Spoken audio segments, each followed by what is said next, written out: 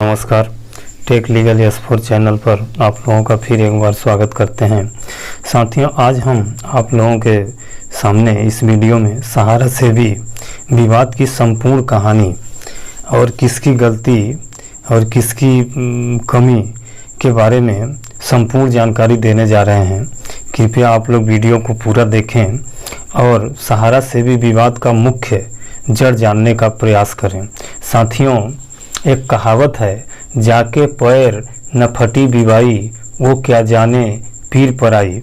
अर्थात जब तक खुद को दर्द ना हो तब तक दूसरे के दर्द की तीव्रता का एहसास नहीं होता। साथियों, आज सहारा के निवेशक अपना गाढ़ी कमाई, मेहनत की कमाई लगाकर दर दर भटक रहे हैं, दर दर की ठोकर खाने को मजबूर हैं। इसलिए तुलसीदास जी का ये कहावत आज सार्थक सिद्ध हो रहा है कि जिसको खुद के दर्द का एहसास नहीं होता तब तक दूसरे के दर्द की तीव्रता का क्या एहसास उसको नहीं होता। साथियों, आज हम सहारा से भी विवाद के संपूर्ण कहानी के बारे में आप लोगों से चर्चा करने जा रहे हैं। कृपया इस वीडियो को आप लोग शेयर करें और अधिक से अधिक लाइक करें तथा मैं इस वीडियो के माध्यम से ये भी बताऊंगा कि इस सहारा से भी विवाद या ये जो निवेशकों का पैसे का भुगतान कब और कैसे होगा, इसके बारे में भी हम विस्तार से चर्चा करेंगे। साथियों, सहारा इंडिया की स्थापना 1975 में हुई है। 1975 से लेके वर्ष 2009 तक सहारा का सारा भी कामकाज सुचारू ढंग से चलता रहा। सहारा शुरू में 1 साल, 1.5 साल, 2 साल में दुगुना, तिगुना, 4 गुना पैसा करती रही और सभी निवेशकों का रिटर्न समय सीमा के अंदर करती रही। लेकिन अचानक 2009 में ऐसा क्या हो गया कि सहारा भगोड़ा हो गई, सहारा चिटफंड कंपनी में शामिल हो गई, जिसका इंटरनेशनल लेवल का बिजनेस था, जो कभी भी ऐसा लगता था कि इसका बिजनेस ख़त्म नहीं होगा, इतना सुचारू ढंग से इसका कार्य चल रहा था। लेकिन 2009 में ऐसा क्या हो गया, इसकी जानकारी हम आज इस वीडियो में देने जा रहे हैं। साथियों, सहारा से भी विवाद 30 सितंबर 2009 को उस समय शुरू हुआ जब सहारा ग्रुप की एक कंपनी सहारा प्राइम सिटी अपने IPO के लिए सेबी में आवेदन दाखिल किया। IPO यानी सहारा शेयर मार्केट में उतरने के लिए सहारा ग्रुप की एक कंपनी ने सेबी में आवेदन किया। जब सेबी ने उक्त आवेदन की जांच की तो सहारा ग्रुप की 2 कंपनियों की पैसा जुटाने की प्रक्रिया को लेकर कुछ गलतियां दिखाई दी। इसके पश्चात सहारा सेबी को 25 दिसंबर 2009 और 4 जनवरी 2010 को 2 शिकायतें मिली उन्हीं कंपनियों के विरुद्ध कि इन्होंने गलत ढंग से लोगों से पैसा की उगाही किया है। इसके बाद सेबी ने सहारा की दोनों कंपनियों की जांच की। साथियों, ये सहारा की 2 कंपनियां थी, Sahara India real estate corporation limited, जिसको हम शॉर्ट में SIRECL, और Sahara housing invest corporation limited, जिसको SHICL कहते हैं। इनकी जांच की गई। जांच में पाया गया कि इन 2 कंपनियों ने जमाकर्ताओं से, निवेशकों से गलत रूप से लगभग 24,000 करोड़ रुपए जुटा लिए थे। जब ये जानकारी सेबी को हुई तो सेबी ने तत्काल आदेश जारी किया सहारा को कि आप लोगों से पैसा जुटाना बंद करें तथा जितना भी निवेश आप इन 2 कंपनियों में निवेशकों से या जमाकर्ताओं से लिए हैं, उनका ब्याज सहित 15% ब्याज सहित पैसा रिटर्न करें। तो सहारा ने सेबी के आदेश का पालन करते हुए तत्काल इन 2 कंपनियों में यानी Sahara India real estate and Sahara housing में जितना भी पैसा लिया था सभी पैसे को सेबी के निर्देशानुसार रिटर्न करने की प्रक्रिया चालू की। लेकिन थोड़ा सा चूक यहीं पे सहारा से हो गया। अब चूंकि हर बिजनेस करने वाला व्यक्ति अपना लाभ अपना हानि देखता है, क्योंकि सहारा का कार्य ही लोगों से जमा राशि जमा करवाना था और उसके पास पैसा था तो वो तत्काल उस पैसे को रिटर्न नहीं करना चाहती थी और रिटर्न न करके उसी पैसे को सिर्फ दूसरे स्कीम में, जैसे कहा सहारा क्यूसाप हो गया, सहारा क्रेडिट कोऑपरेटिव सोसाइटी हो गया, सहारा मल्टी स्टार सिटी हो गया, इन योजनाओं में पैसा निवेश कर दिया जिनमें निवेश करने को सहारा का पूर्ण अधिकार था।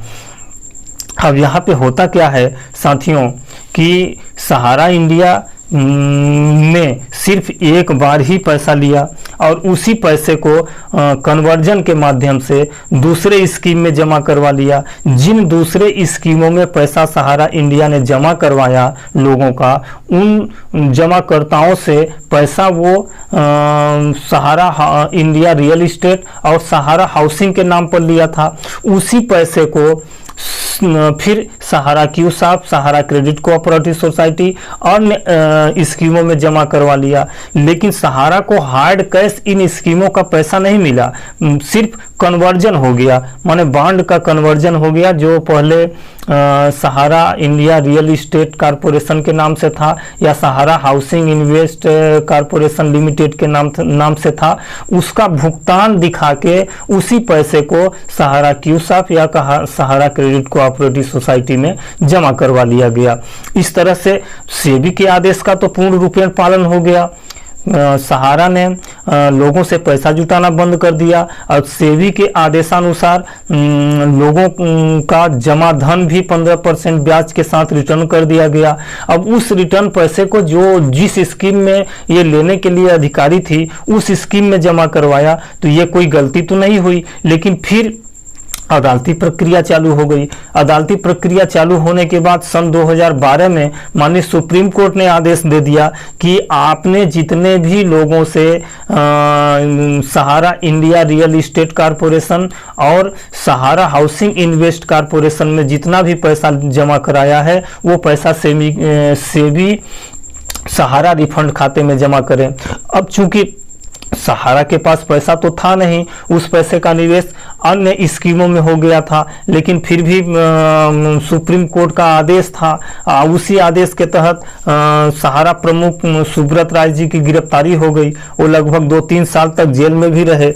फिर विवश होकर सहारा इंडिया परिवार को अन्य स्कीमों में जो पैसा जमा था उनका पैसा इकट्ठा करके सेबी सहारा रिफंड खाते में लगभग 15,503 करोड़ रुपए जमा कराया गया। अब पैसा जमा किस वास्ते कराया गया था कि जो Sahara India real estate corporation and Sahara housing investment corporation में जिन निवेशकों का पैसा जमा है उनको रिटर्न दिलाने के लिए वो पैसा सुप्रीम कोर्ट के आदेशानुसार सहारा ने जमा कराया। लेकिन यहाँ पे व्यवस्था देखिए साथियों कि 2012 से लेके 2018 तक में मात्र सेबी के द्वारा 138 करोड़ रुपए ही रिटर्न किए गए हैं, क्योंकि किसी भी निवेशक का पैसा बचा ही नहीं है। उन निवेशक का पैसा कन्वर्जन के माध्यम से दूसरे स्कीमों में जमा हो चुका है। अब साजिश ये चल रही है सरकार की कि अब चूंकि इन पैसों का कोई हकदार नहीं है, कोई क्लेम करता नहीं है, यानी ये पैसा ब्लैक मनी है, ये पैसा फर्जी रूप से लिया गया है, यानी इस पैसे को जब्त कर लिया जाए। जबकि हकीकत ये है कि उस पैसे को ही सहारा क्यूसाप, सहारा क्रेडिट कोऑपरेटिव सोसाइटी या सहारा के अन्य जो स्कीम चल रही हैं उन स्कीमों में जमा करवा लिया गया है। पैसा वही है, सिर्फ नाम बदल गया है। लेकिन सरकार इस चीज को नहीं समझ पा रही है, सुप्रीम कोर्ट इस चीज को नहीं समझ पा रही है कि आखिर इसका निपटारा कैसे हो और इसका भुगतान कैसे हो। अरे भैया, आपके पास जब कोई क्लेम करने वाला जा ही नहीं रहा है, वो पैसा आपके पास माने फालतू पड़ा है, यानी कि आप सीधे 15,000 करोड़ रुपया आपके पास रखा है। आप उस पैसे को 2018 से अंतिम नोटिफिकेशन जारी करने के बाद भी जब आपके पास कोई क्लेम नहीं आया तो वो पैसा आप सीधे सेबी को, ये सहारा इंडिया को रिटर्न कर देना चाहिए, क्योंकि उसी पैसे से सहारा इंडिया ने लोगों का क्यूसाप में या सहारा क्रेडिट कोऑपरेटिव सोसाइटी में पैसा जमा करवा लिया है। अब इन जो स्कीमों में पैसा उनका कन्वर्जन के माध्यम से जमा करवाया गया है, इनकी मैच्योरिटी पूज गई और इनकी मैच्योरिटी पूजने के बाद अब सहारा के पास पैसा है नहीं, क्योंकि जो पैसा आया था वो तो सेबी के पास जमा है। अब सहारा इंडिया इन स्कीमों का पैसा देने के लिए कहां से पाए। लेकिन सरकार का ये मानना है कि जो पैसा सहारा इंडिया रियल इस्टेट कॉरपोरेशन और सहारा हाउसिंग इन्वेस्ट कॉरपोरेशन में जो निवेशक ने जमा किए थे वो पैसा सहारा ने सेबी को दे दिया और इस पैसे का कोई लेनदार है नहीं, यानी इस पैसे को राजसात कर लिया जाए, जबकि हकीकत ये नहीं है। सेबी के आदेशानुसार सहारा ने उन पैसों का भुगतान कर दिया और अपने बिजनेस को बढ़ाने के चक्कर में उसको पैसा जमाकर्ता को न दे करके उसी पैसे को पुनः क्यूसाप और अन्य क्रेडिट कोऑपरेटिव सोसाइटियों में निवेश करवा दिया। उन निवेशकों का मैच्योरिटी पूछ गई है। अब निवेशकों की मैच्योरिटी के लिए निवेशक दर दर की ठोकर खा रहे हैं, क्योंकि वही पैसा सेबी के पास जमा है।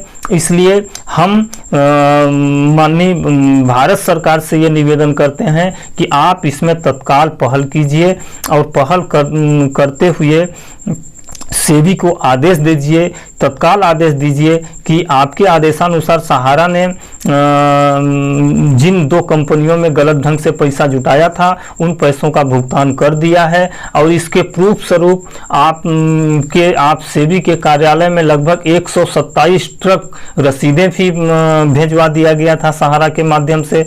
लेकिन फिर भी उन रसीदों को जांच न करते हुए सेबी ने अपना सर्कुलर अपनाते हुए जबरदस्ती जांच प्रक्रिया चालू किया और लोगों को भुगतान लेने के लिए बार बार नोटिफिकेशन इश्तिहार विज्ञापन जारी किया। लेकिन अब जब कोई बचा ही नहीं है तो आखिर क्लेम कौन करेगा। उनका पैसा तो क्यूसाप में जमा हो गया है, उनका पैसा तो क्रेडिट कोऑपरेटिव सोसाइटी में जमा हो गया है। अब ये पैसा पूज गया है, अब वो भुगतान लेने के लिए दर दर भटक रहे हैं, क्योंकि पैसा वही है, सिर्फ उसका नाम बदल गया है। इसलिए मेरा विनम्र निवेदन है कि भारत सरकार तत्काल इस पर एक्शन ले और सेबी को आदेश दे कि सहारा इंडिया का पैसा तत्काल भुगतान किया जाए। अन्यथा की स्थिति में हम लोगों को एक फ्रेश PIL दायर करने की आवश्यकता है। हम सुप्रीम कोर्ट में एक फ्रेश PIL दायर करें कि हमने जो पैसा लिया था उस पैसे का भुगतान करते हुए